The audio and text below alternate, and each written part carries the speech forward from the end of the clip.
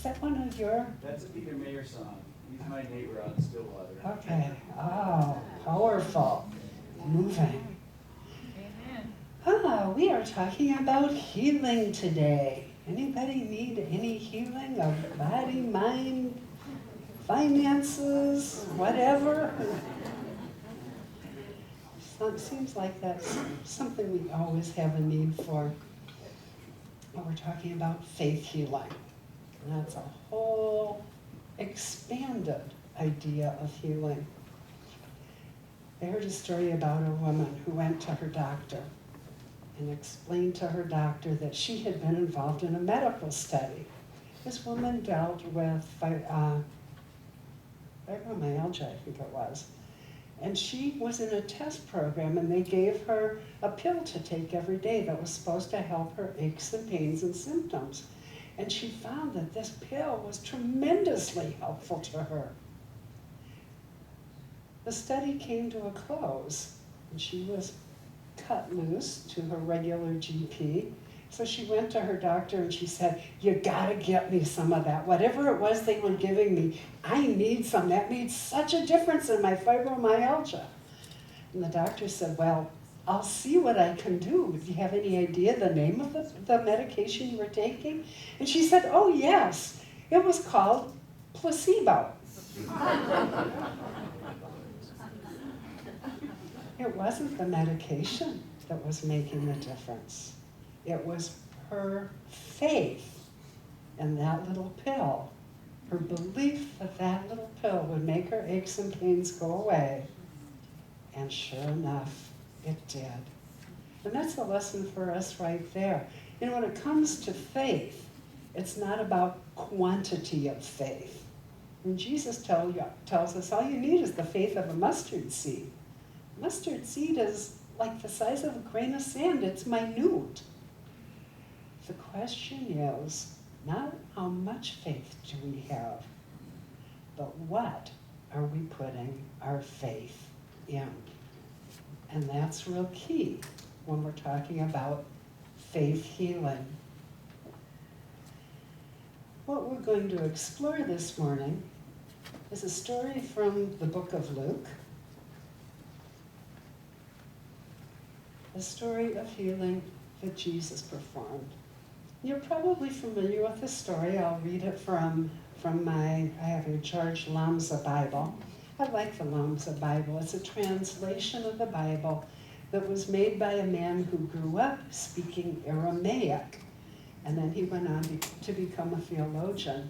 But because he was immersed in the language of the Bible from the days of his youth, he understood in a way that a translator from another background wouldn't understand the idioms and nuances of the language.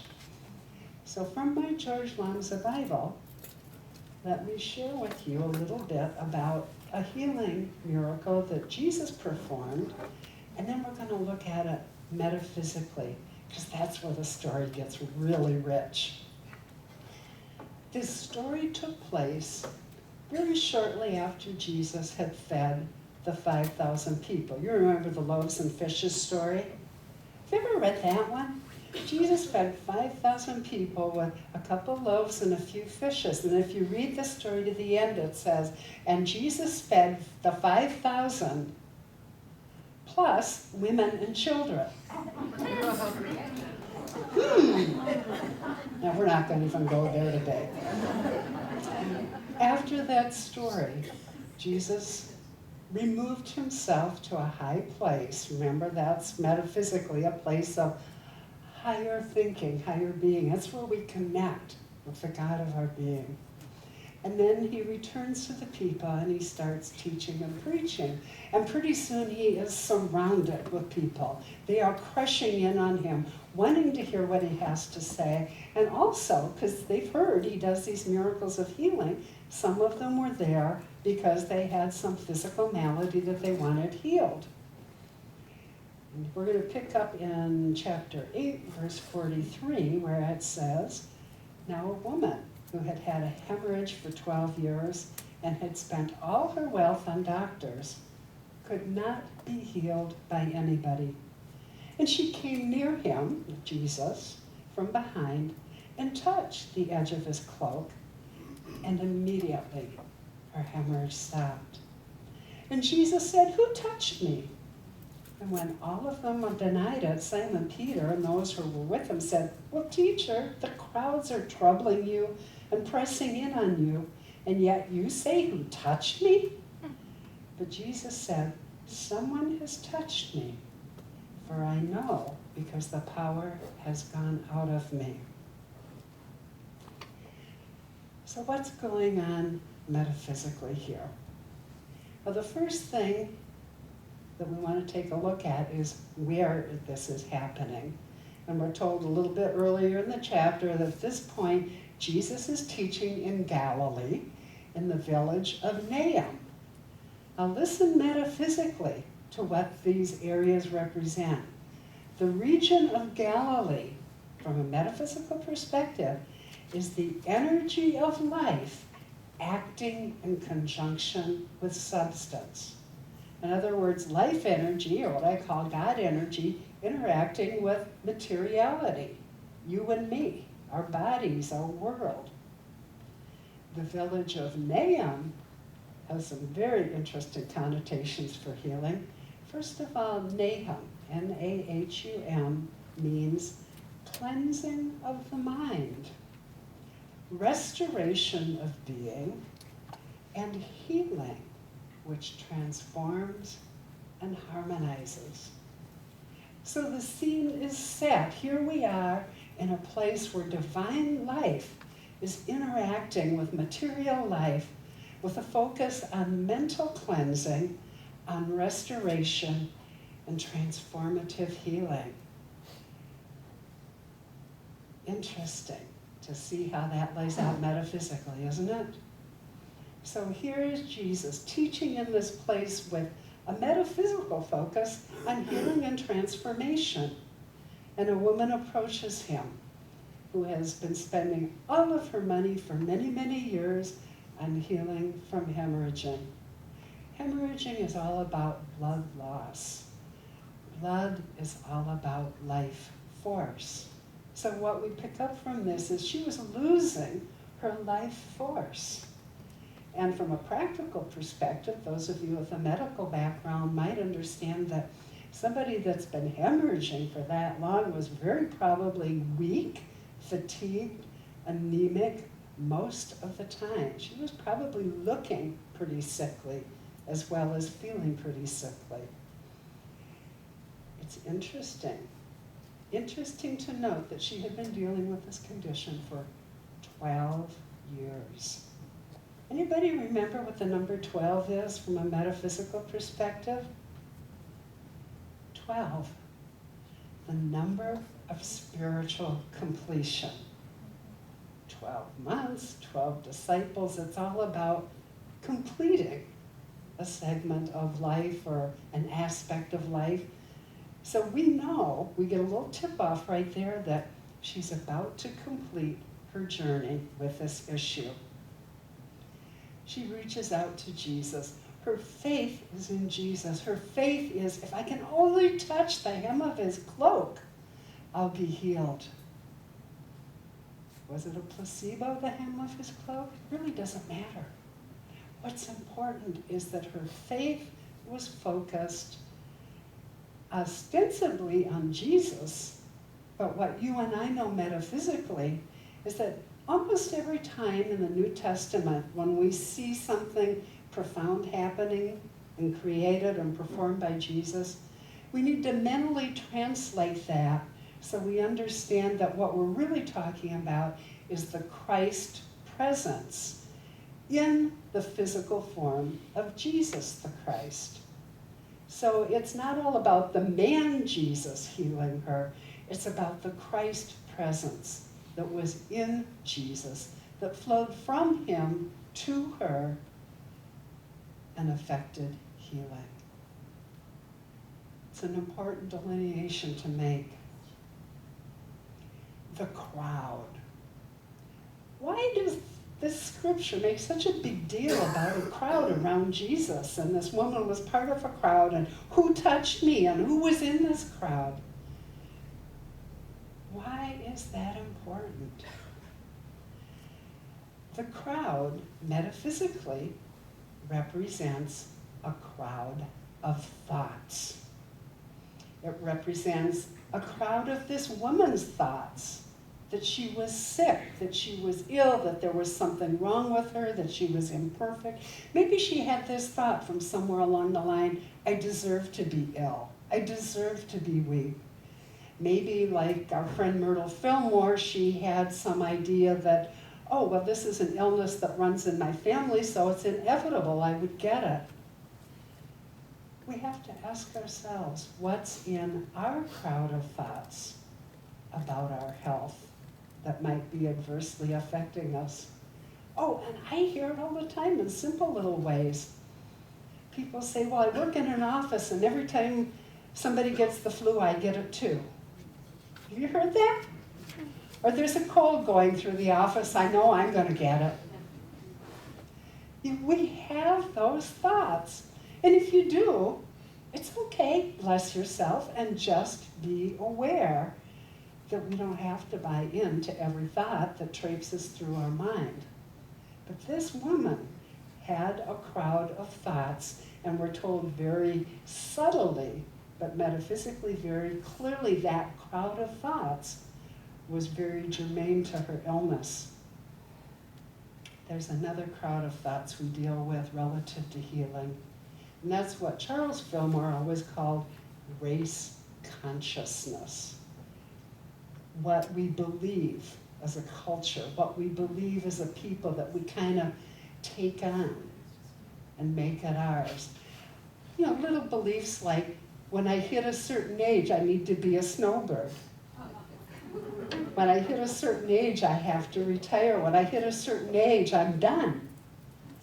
That's a race consciousness thought. We can buy into it if we want, or we can choose differently for ourselves. The point is, if you believe these race consciousness thoughts, these crowd of thoughts about self to be true, guess what? They will be true.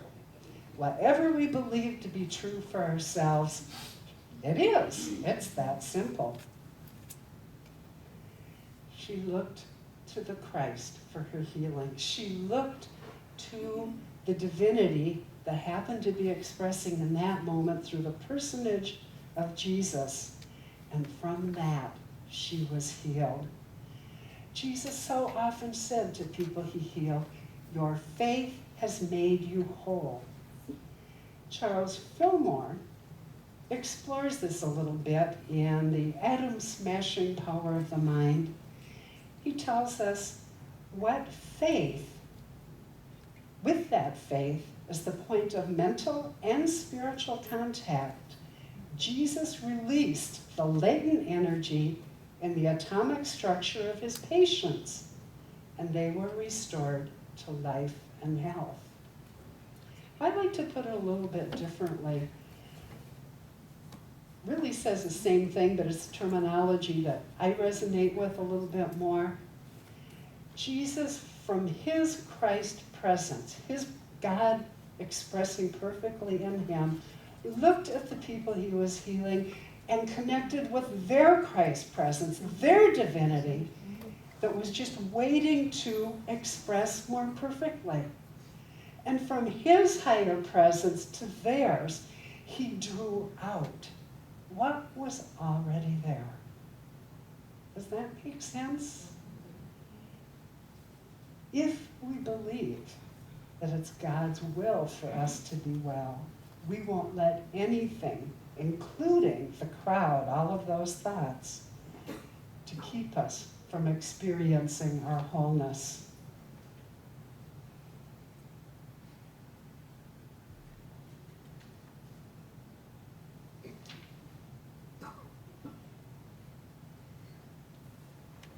We're told in the synoptic study of Unity teachings, healing is not a process, but a revelation. It's an awakening to that which God is and to what we are in spirit. which is what Jesus Christ was calling to the people he healed.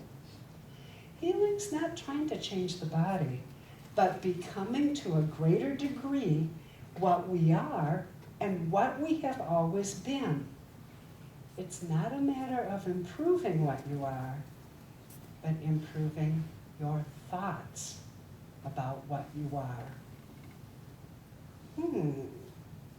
Our thoughts.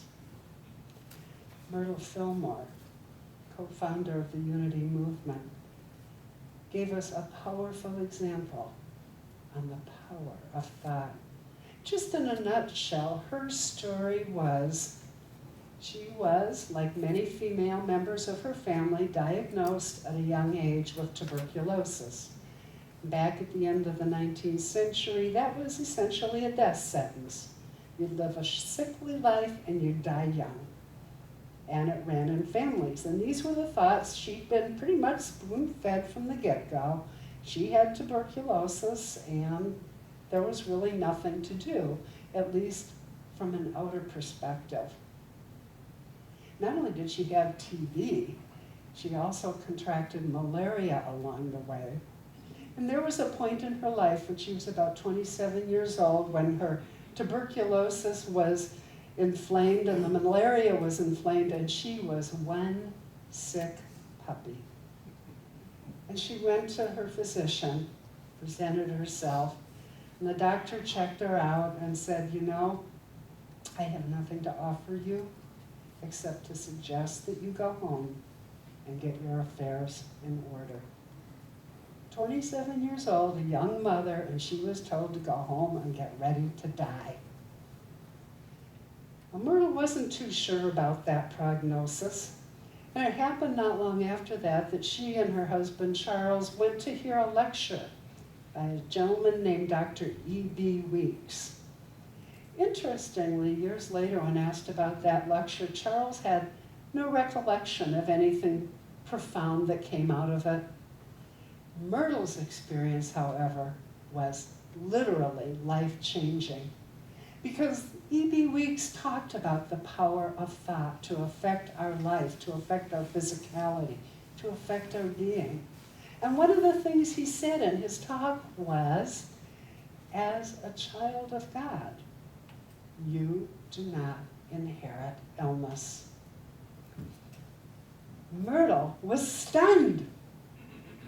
That was a thought she had never heard, much less entertained. As a child of God, I don't inherit illness. That was a novel new idea for her, and it was an idea she loved. And so she began to work with that thought, with that idea. And she began to do deep, transformative prayer work. I'm going to share with you a little bit of her prayer work because it is insightful and moving. This is from the book, The Story of Unity. Myrtle talks about her illness, her diagnosis with TB and malaria, the doctor's prognostication that she needed to go home and get her affairs in order. But then she heard that startling news that as God's beloved, she didn't inherit sickness. So the whole idea that she had to have TB and die young, that just went out the window. But she needed to replace it with something more life-affirming, and she needed to do, and she knew this, her mental work. What she says is intelligence as well as life is needed to make a body. Here was the key to my discovery. Life has to be guided by intelligence in making all forms. The same law works for my body. Life is simply a form of energy and has to be guided and directed. How? By thinking and talking, of course. Then it flashed on me, Myrtle says, that I might talk to the life in every part of my body and have it do just what I wanted. I began to teach my body and got marvelous results. Do you want to hear what she said when she was talking to herself? And keep in mind, this is all about mental training, training her thinking.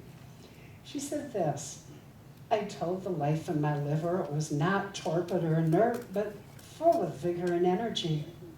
I told the life in my stomach it wasn't weak or inefficient, but energetic, strong, and intelligent. I told the life in my abdomen it was no longer infested with ignorant thoughts or disease, put there, listen to this, put there by myself or my doctors. But that it was all a thrill with the sweet, pure, wholesome energy of God. I told my limbs they were active and strong. I told my eyes they didn't see of themselves, but they expressed the sight of spirit. And they were drawing on an unlimited source.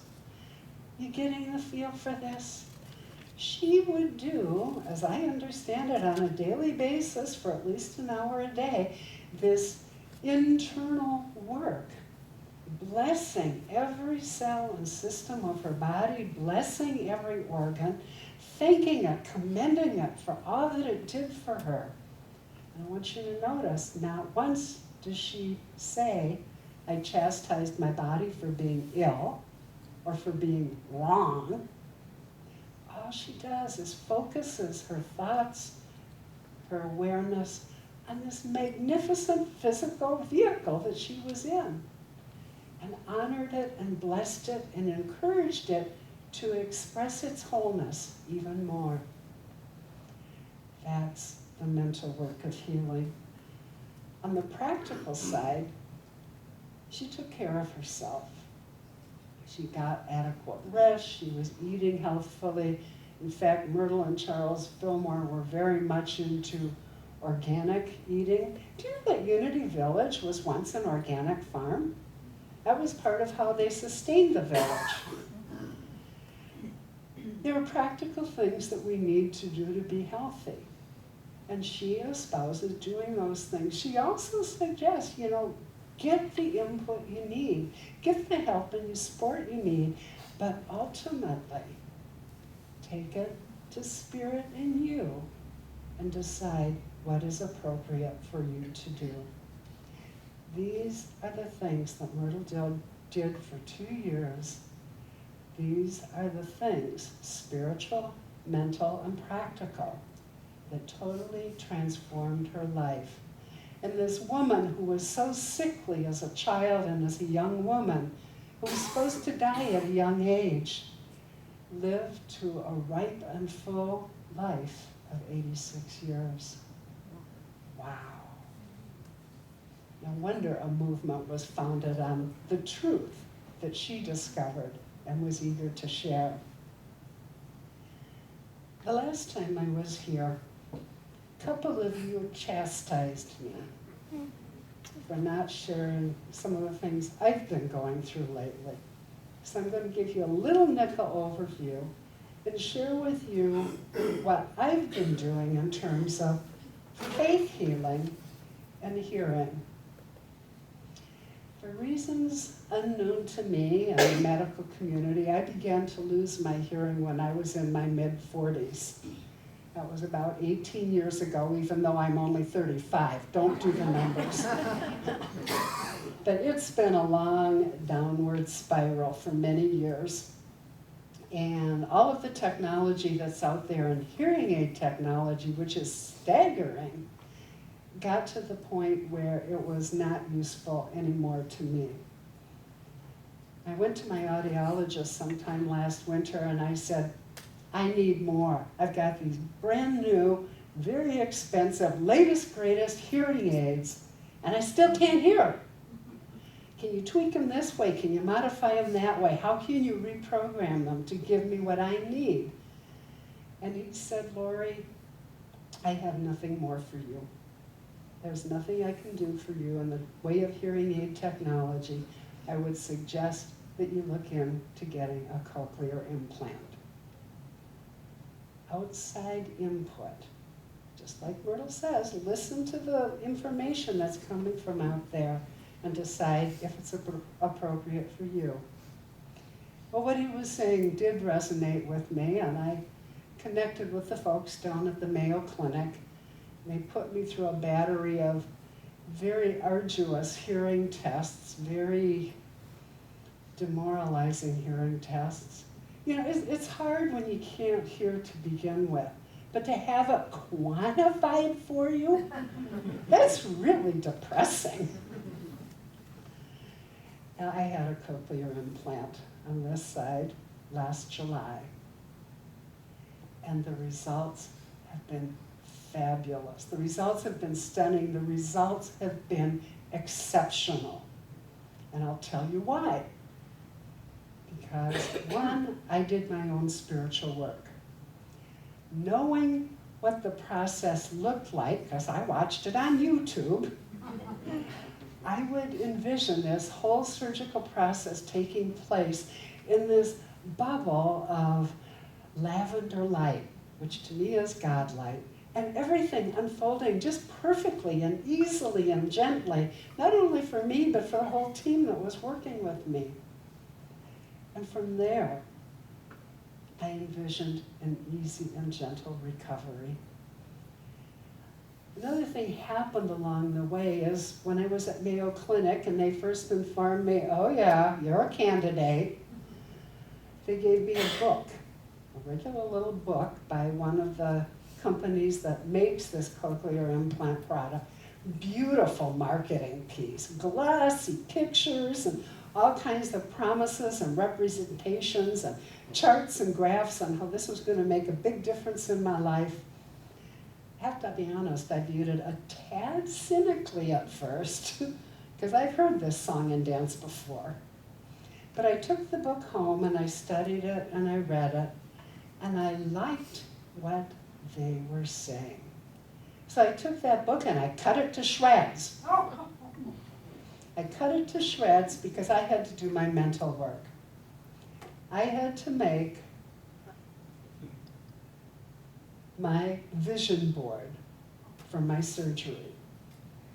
I took that book apart and I cut all the promises they were making out and put them on here. It's time to get back what you've been missing, it says. Hear clearly, anytime, anywhere. Effortless. Talks about music, about hearing and speech, about enjoying quiet. And I added a few of my own. Fast, easy recovery, fast, easy acclimation, fantastic results. And I like the picture of this woman. Doesn't she look peaceful and relaxed? Very different from me before the surgery when I had to focus so hard to hear every word. I thought, who wouldn't be relaxed like that and to still be able to hear? Now, this looks a little ratty around the edges. It's because this has been on our bathroom mirror since last May. And will continue to be there for a while yet because we're doing the other ear November 15th. And I can hardly wait. Myrtle had her way of affirming life in her body. This was my way of affirming improved hearing through a cochlear implant. And of course the question comes up, well, if you got to see a doctor to get something fixed, maybe the healing's not the right healing.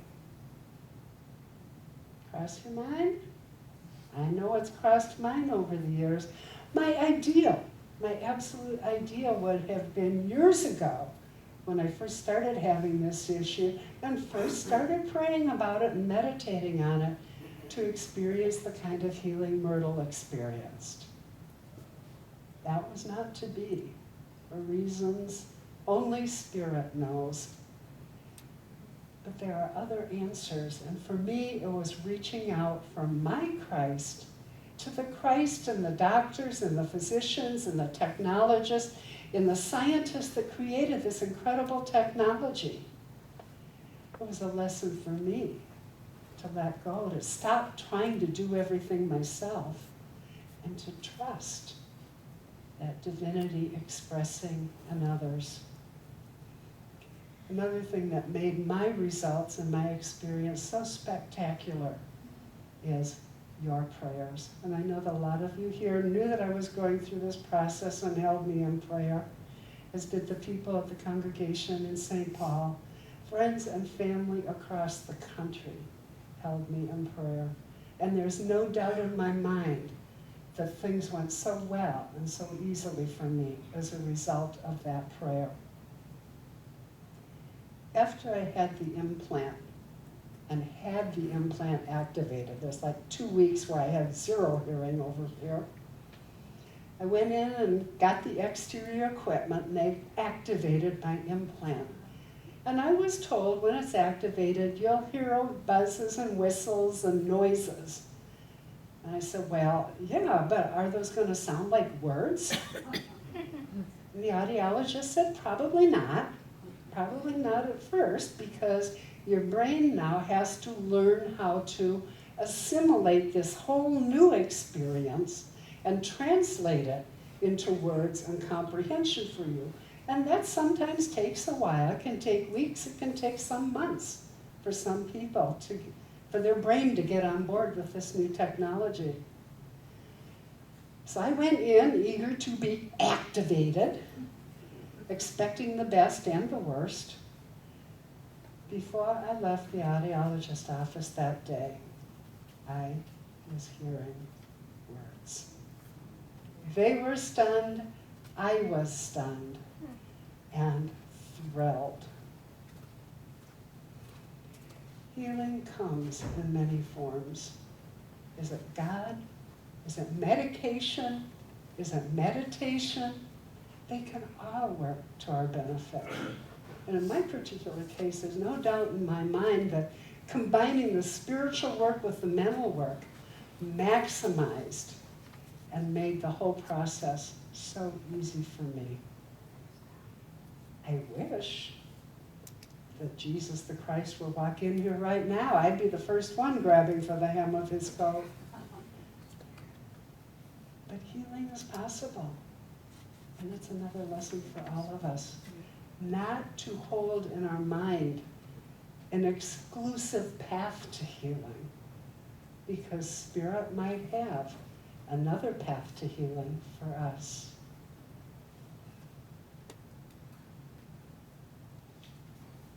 It's not a process, but a revelation. It's an awakening to that which God is and which we are. Healing is becoming to a greater degree what we are and have always been through whatever forms take us there. It's not a matter of improving what you are, but improving your thoughts through the spiritual work, through the mental work, and through the practical work. We are all capable of profound and stunning experiences of healing. All we have to do is follow the spiritual path confidently. Spiritual work, mental work, and practical work. And so it will be.